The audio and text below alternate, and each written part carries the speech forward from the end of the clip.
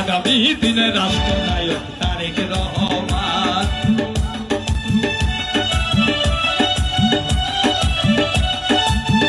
আজকের যিনি প্রধান অতিথি হাবিবুন নবী সোহেল ভাই,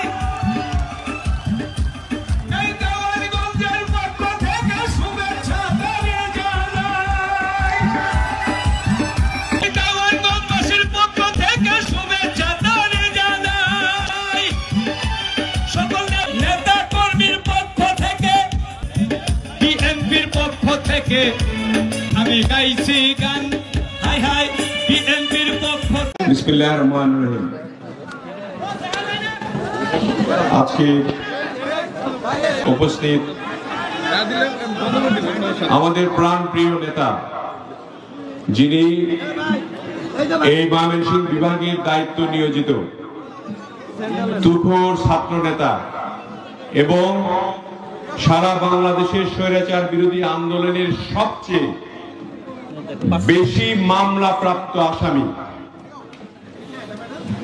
এবং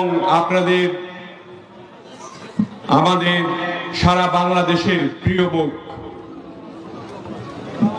বাংলাদেশ জাতীয়তাবাদী দলের যুগ্ম মহাসচিব জনাব হাবিবুন নবী খান সোহেল, তার জন্য আমরা একটা জোরে করতালি দেব।